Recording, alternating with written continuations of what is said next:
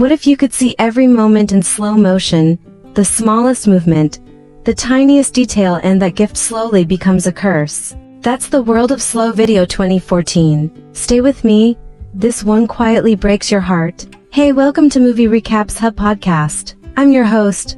Today, we're diving deep into slow video 2014. Grab a drink, get comfy, and let's go. We open in a busy CCTV control room. Two women are gossiping about a new guy on the team, Jang Buu, because he's wearing black sunglasses indoors. It's odd, but before they can dwell on it, they spot trouble on a camera. Two thieves on a motorcycle snatch a woman's bag and speed off. The team alerts their chief, who calls the police control room. Everyone scrambles to follow the thieves on camera, and then the thieves suddenly disappear from view. Frustration sets in, but then, Jang Buu sees them on another monitor. The chief alerts the police again, and thanks to that, the thieves are caught. Everyone's impressed. Jang Buu's observation saved the day.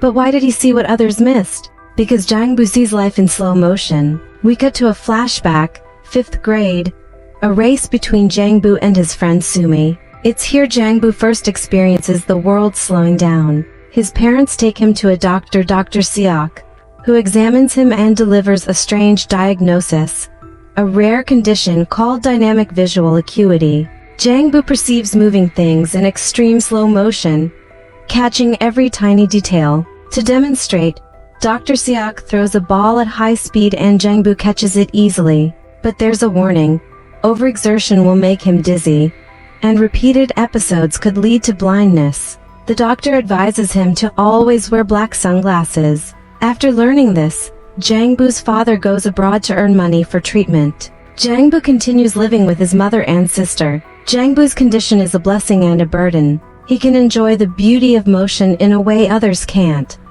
But he's also singled out. Kids at school tease and bully him for the sunglasses. Sumi is his only friend. Over time, Jang Buu develops feelings for her, and because of their friendship, other kids begin to avoid and tease Sumi too. Pressured and hurt, Sumi quietly leaves Jang Buu's life. He's left alone and falls into despair. In a desperate, self-destructive attempt, Jang Buu tries to ruin his eyesight. He watches TV day and night from inches away. It doesn't work. Instead, he falls in love with the dramas, analyzing every actor and scene with intense focus. He stops leaving the house. To save money, his father keeps working abroad and doesn't even return for holidays. 10 years pass. Then tragedy, his father dies in a workplace accident. The family is shattered. Dr. Seok becomes one of Jang Buu's few remaining anchors. The doctor urges him to go out, find a job, and help his family. So he does. He starts working at a CCTV control center. At the control center, Jang Buu finds a strange comfort. Monitoring footage feels like watching the dramas he used to obsess over.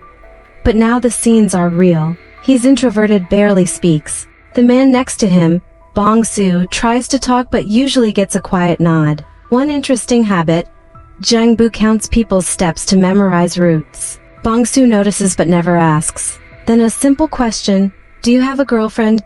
triggers something. Jang Buu thinks of Sumi. The next day he goes to visit her. Sumi is beautiful but struggling. A loan collector is at her door demanding money. Jang Buu watches from afar and can't bring himself to approach. From then on he starts watching Sumi through the CCTV monitors, memorizing her routine. The coffee shop stop, the cold drink, the way she moves. He begins to mirror her routine too. Wanting to help quietly, Jang Buu finds an abandoned sofa and places it where Sumi stands to drink. She notices it, sits, and enjoys the break. Later, when rain strands her at a bus stop, Jang Buu and Bong-soo rush over. Jang Buu tries to shield her with an umbrella, like a K-drama hero. But Sumi doesn't recognize him and angrily walks away. Jang Buu seeks advice from Dr. Seok again. The doctor suggests something simple: give her flowers. Sumi tries to audition for a musical drama but is late. Disappointed, she sings in the street. People stop. Jang Buu shows up with a new haircut and a bouquet. But she says, "This isn't a time for flowers. I'd rather have a carton of instant noodles." He's stung. He calls out, "I'm your childhood friend." She answers, "I'm not your friend. I never had a friend named Jang Buu when I was a kid." He's stunned. Had he been following the wrong girl? But he's already fallen for her. By coincidence they meet again. Sumi asks why he's looking for his childhood friend. He replies, because I like her. She's speechless. Later, Jang Buu sees through the monitors that Sumi was selected for the musical. She dances in the street with joy. He sketches her. That evening he brings a box of instant noodles to her cafe, a playful callback, and they talk. She shows him her script and acts a bit. He shows his skill. When the cafe throws numbered spoons at him, he catches each one and reads the numbers with ease. They laugh together. Jang Buu keeps counting steps to memorize routes. Bong-soo realizes Jang Buu is memorizing the path to Sumi's home. One evening he waits for her. They walk together and chat. Sumi confesses her crush on the cafe owner, and Jang Buu feels jealousy he can't hide.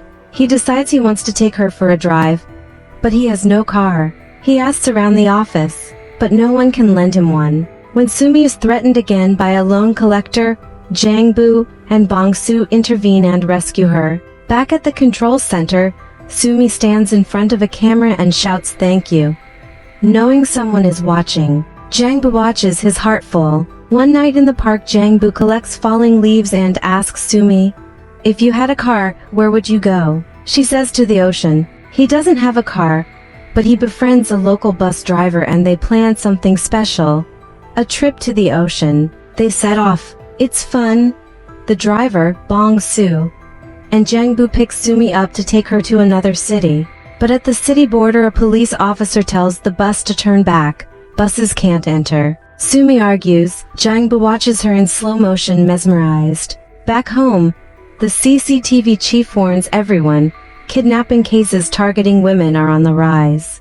Later, a female co-worker notices a car circling the same area repeatedly. She zooms in on the plate and realizes it belongs to a wanted kidnapper. The chief alerts police, but the car disappears quickly. At one point, Sumi disappears from Jang Buu's monitor. He panics, rushes to the spot, and finds only her scarf. For a terrifying moment, he believes she's been taken, only to discover it was a prank. Sumi staged the disappearance to see if Jang Buu would come. She wanted to know if he liked her. He says plainly, yes, I do. She takes off his sunglasses and kisses him. They go back to Sumi's house together, but find loan collectors already inside.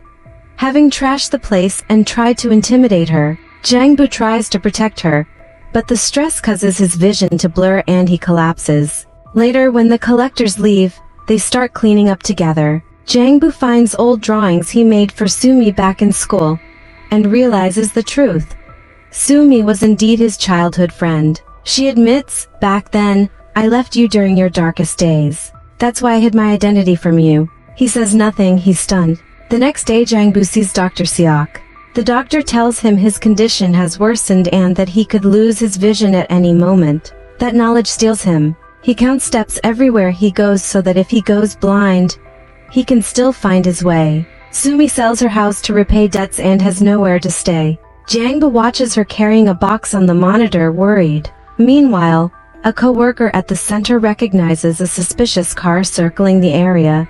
The kidnapper's car. The chief alerts police, but the car disappears again. Jang Buu panics when he no longer sees Sumi on the screen. He grabs his bicycle and rushes out to find her. On the way, his vision fades. He crashes into a car. Bong-soo, watching everything on the monitors, races out to help.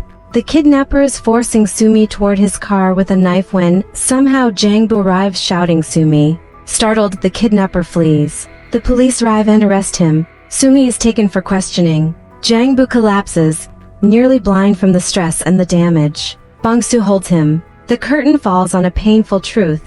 Jang Buu's eyesight is gone, or nearly gone, and he decides to distance himself from Sumi because he won't be a burden. Sumi, meanwhile, continues to watch the CCTV and waves, hoping he will come. Months pass. One afternoon, Sumi sees Jang Buu sitting in a coffee shop.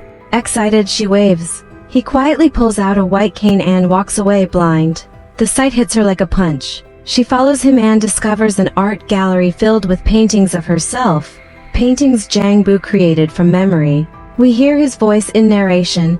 Even if I can't see Sumi with my eyes, I can still see her in my memories. The next day, Sumi follows him again. After walking a little ahead, Jang Buu turns and asks, "Where do you want to go today?" Sumi realizes that even though he cannot see her, he can still feel her presence. With tears and a smile, she runs to him and hugs him tightly. And that's how the film ends. This film threads a few quiet but powerful themes: the line between sight and perception, the way memory preserves love, and how small, ordinary gestures, a sofa left on the street, a box of instant noodles, can mean everything. Jang Buu's slow-motion world gave him an uncanny ability to notice detail, but it also isolated him. In the end, art and memory become his way of seeing the person he loves.